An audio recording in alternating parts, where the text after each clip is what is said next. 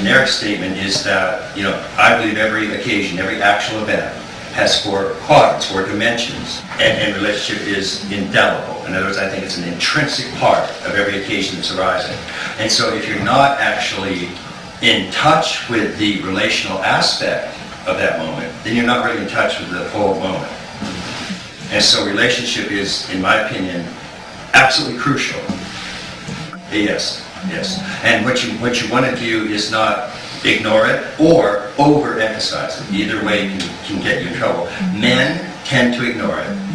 Women tend to overemphasize it. But that's what they do for each other. And so that's why, at least on the romantic or sexual or boy-girl relationship, I happen to think that's a fundamental unit of practice. And I think that's what Tantra is all about. And I think that's why in the Tibetan tradition the very highest icons are men and women in sexual combos. Many of those traditions maintain that actually without taking an action consort, meaning without actually going through sexual consummation with a love partner, that there are certain final transformative states of enlightenment that you cannot get into. Now, interestingly, one of the schools of Tibetan Buddhism, founded by Tsongkhapa, which is the one that the Dalai Lama is in, they maintain, as do most of the Tibetan schools, that there are 2 ways you can get, and only 2 ways, you can get absolute ultimate enlightenment. And one is, at the final stage of practice, you have to do tantric sexual practice. The other is, you can get it in the bardo. Tsongkhapa was so worried about misusing a sexual relationship that he chose to wait to get his enlightenment in the bardo. Now, I'm just wondering about that choice. Because I don't know if I would have that much confidence that I could pull it off with him. But I'm sure I could probably do a lot better. So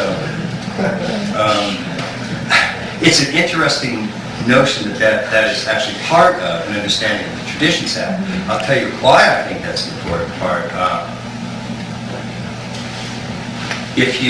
And again, you don't want to pigeonhole men and women. Obviously, this conversation always has to have the preface saying that we're talking about masculine and feminine principles, and men and women have both of those to various degrees.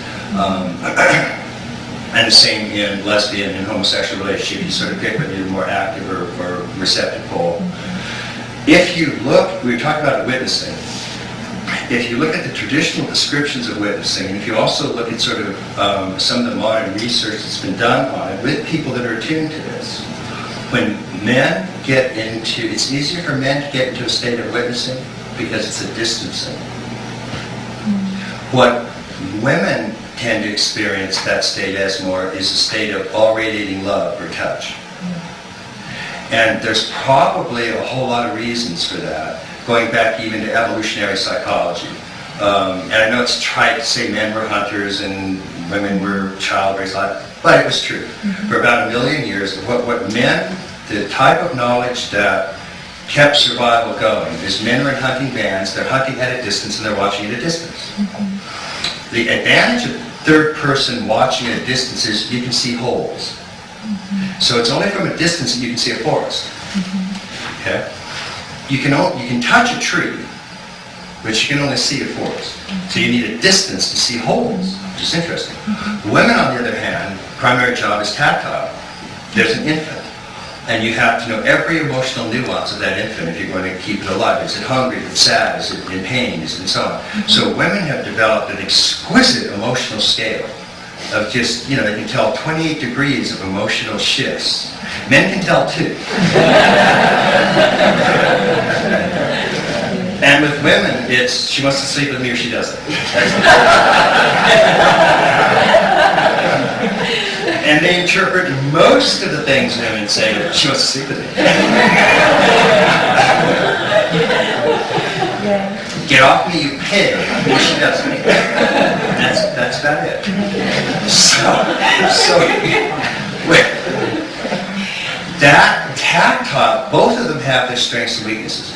Feminists are fond of saying that women have a relational mode and men have an abstract, that's only half right. Women have a touch, a tactile relational mode, but it's not holistic. So in other words, you can touch the tree, but not the forest. So men actually have a holistic but detached view, but it's holistic. Women have a relational up-touch view, but it's not holistic. When you're touching one tree at a time, you can't see the forest.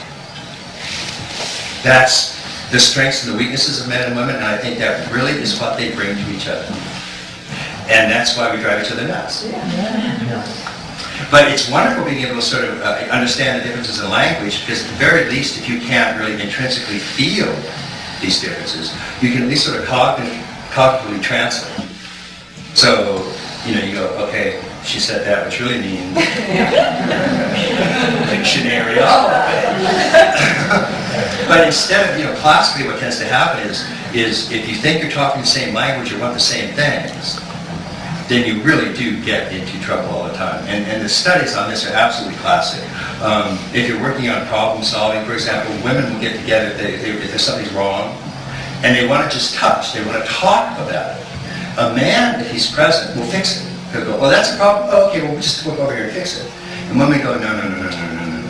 Because if they actually come up with a solution, then it means the conversation is over. There's no more touching. And so they're very clever studies showing that if you actually put a problem on a table that women are supposed to solve, they want to discuss it for an hour or so. And if the solution actually comes up, women will subtly steer around it.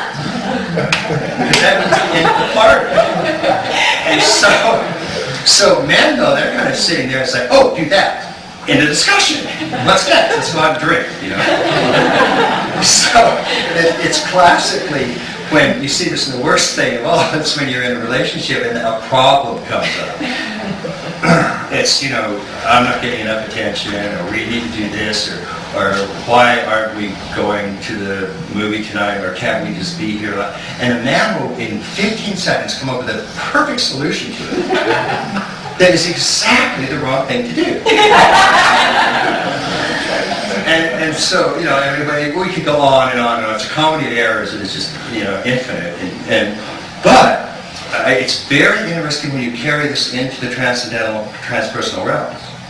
And I think it's increasingly important that this kind of understanding come to our approaches to spirituality, because, frankly, most of the meditative systems were developed by men sitting and staring. And they don't move, and they stare, and that's what we're good at.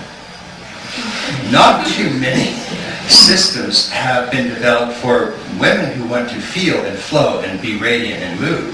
So, unfortunately, you get somebody like, the only place you get that in men often is somebody like Rumi, who's homosexual. So, of course he's going to dance and flow, and that's the great thing.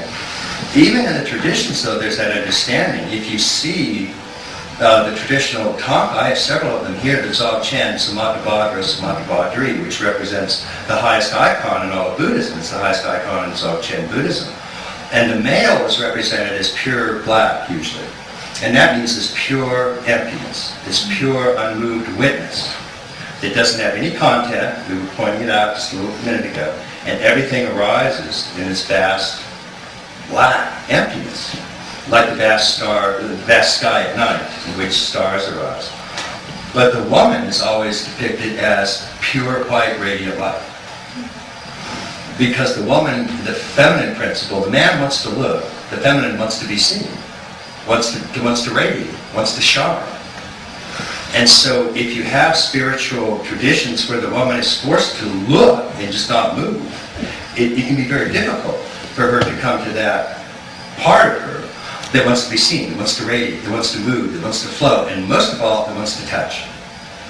And so when you get into some of these higher states, classically men will still want to witness, and they'll experience it as emptiness.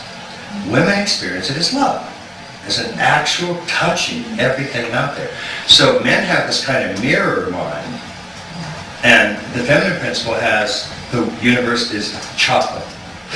And it's like, you can taste it, So again, men and women have both of these, and at the ultimate, they really kind of collapse into each other. Then there's a compassionate witness. The witness touches everything that's arising. The masculine and feminine forms come together. The woman has to find some distance from her touching, or else she has no freedom. She's addicted to her relationship. And that's the classic pathology of female, is that they can't stand up, they can't have autonomy, they're lost in their relationship. And that's the downside of that. The classic male pathologies, they're not just autonomous, they're rigid, repressed, separated, can't feel. So it's way too extreme in that direction.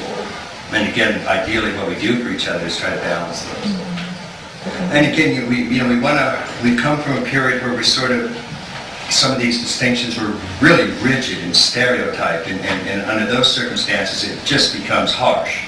Yeah. But we went way too far and said, okay, no differences, everything's the same, we can't have any of that at all. And that's just as violent in its own way. Mm-hmm. And we even have native understanding. I mean, men tend to be appreciated for their capacity for depth and presence, for example. Often one of the highest compliments you'll give a woman is, she came in the room and she lit up the room. There's a radiance, there's a shine that can come off the feminine. I think that's what's always depicted as this luminous. And so, but the whole point about that, we have both of those in us, but each moment is a moment of consciousness and light. And the consciousness is the empty, masculine, black space in which this arises.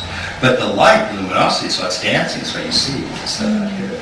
And so each moment of our existence is this union of consciousness and light. And that's relationship in its ultimate sense. And that's what's so great about it.